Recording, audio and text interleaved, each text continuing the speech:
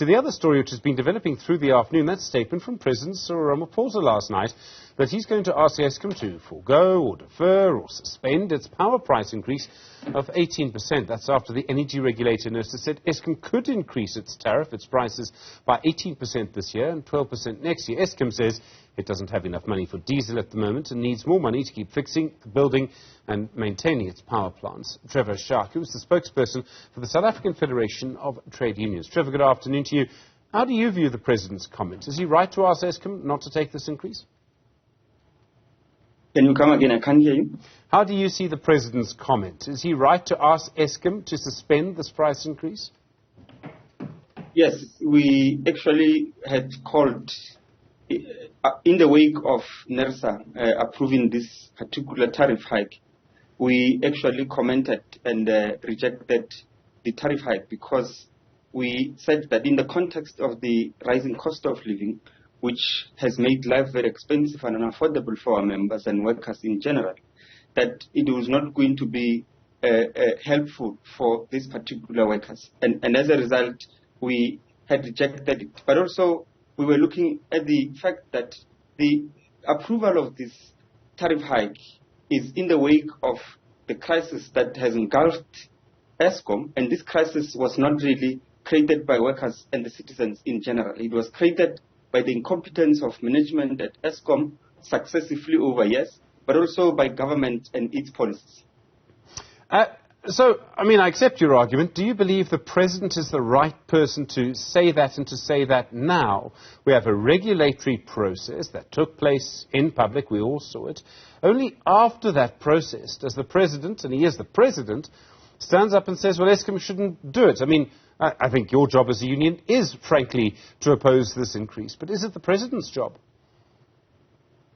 Look, whether the President does it or not, whether the President vetoes the decision taken by Nersa or not, we are concerned with the fact that, in the main, the working people who were going to suffer because of this increase in the electricity tariff is going to at least find a relief in this particular decision taken by the President. So we are not as much concerned with who has taken that particular decision, as long as the tariff hike was stopped. I don't know if the President can veto it. I don't think so. The obvious question, Trevor, and I hear you. Everyone, I don't know anyone who can afford an 18% power price hike. Okay, no one can afford it.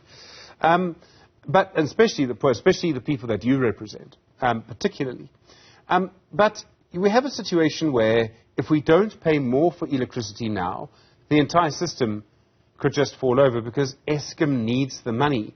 So isn't the risk that we're going to create more trouble later? We won't have any electricity at all. If we don't pay for it now, we'd go the argument.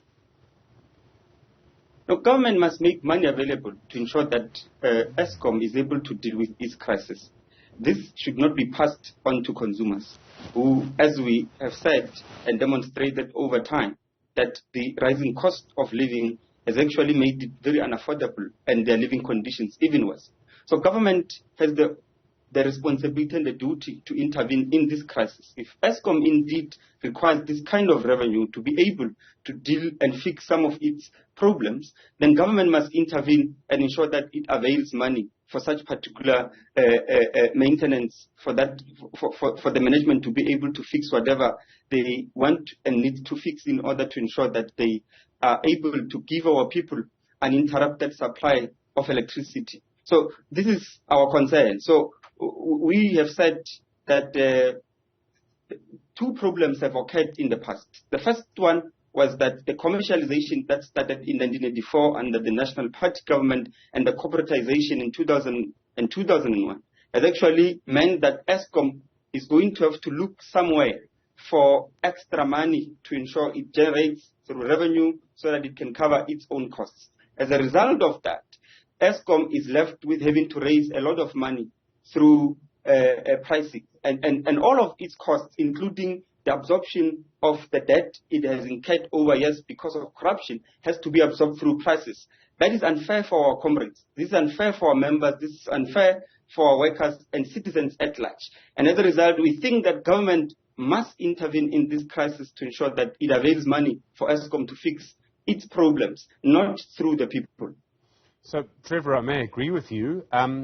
Government already has a budget. It will be planning to spend money in the next financial year. Where should it take money from to pay for Eskom? No, money can always be. We have always called that this should be declared a state of emergency. The problems at Eskom, load shedding, must be declared a state of emergency. This will enable government to be able to tap into money that has not been budgeted in the last medium-term budget policy statement. But also, that medium-term budget policy statement is merely giving a prediction of what is going to happen. The real budget is going to be announced next month, on the 22nd of February, in the budget review speech. So there is still opportunity for Treasury to ensure that it budgets what Eskom might be needing to ensure that it helps it to come out of that particular crisis without having to offload it onto workers. There are only really two ways that this can be resolved. Eskom can either get the money it needs from the tariff, or Eskom can get the money it needs from government, in other words, from taxpayers. I suppose some people would say the people who pay for electricity now, or pay more for electricity because they use more, are probably richer, and the people who pay more taxes are probably richer too. In the end, it's the same people. So you would prefer the money to come from taxpayers rather than from people who pay through the tariff? Would that be correct? Look, so there are two things. First of all, the government, we have said this quite a number of times, government does not need taxes to be able to meet its spending obligations. That's the first point. And because it is a monetary sovereign system and does not need taxes to be able to meet its obligations, it can always be able to spend into public service and goods provision without having to tap into that part of expenditure or into that part of revenue which comes from the people. For us, there's a second element, apart from what you would characterize as taxes, but like we said, taxes in our view are not government does not depend on taxes to be able to meet its spending obligations. But the second point is that we have seen retail companies and corporates, not retail companies rather, but big businesses who are called a group of those who get remittance, who get special tariffs from Eskom. These people, in our view, should be amongst those who actually come into the space to ensure that if there is any money that ought to come through, not from government and not from the ordinary consumers, it must be coming from them. Okay. Government doesn't need taxes to spend money? Where would the money come from? Look, this is simple. In the first place, and let me paint this little scenario for you. Just imagine historically, where did you get the money to pay tax? Imagine the first people to pay tax. Where did they get the money to pay tax? From government. Because government spends first before it can tax. This shows you that in the main, government, and this is a trick which the neoliberals have actually created a small screen around, where we think that government requires tax in order to be able to meet its spending obligations. But that is not true.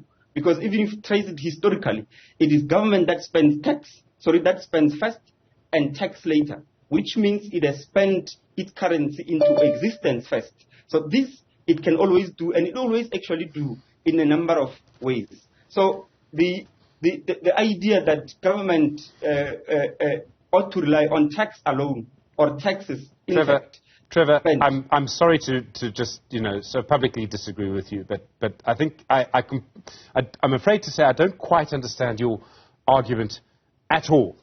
I mean, if government doesn't increase tax but decides to double its budget, where would that money come from? If government does what? If government does not increase tax but decides to double the amount of money it spends without increasing taxes, where would the money come from? Government always raises money from a number of levels, but most importantly, a monetary sovereign country or a monetary sovereign nation always has the power to spend into creation, right? It does not have to wait. So we can spend money to create it? Yes. That's how actually money came into existence. Where do you think money came from? How would you tax? If you are a worker and we must tax you, where would you have gotten that currency in the first place?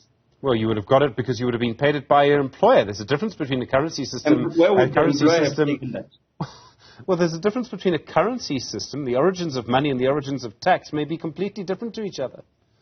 No. A worker is a currency spender, and a government is a currency issuer. A worker and any other non-government entity are currency users. They are not currency issuers. The reason why government, we call it a currency issuer, is because it has those powers to spend money into creation. Trevor Shaku, I think we're going to leave it there for the moment. Thank you. Trevor Shaku is the spokesperson for the South African Federation of Trade Unions. I look forward to monetary policy arm wrestle at some point in the future.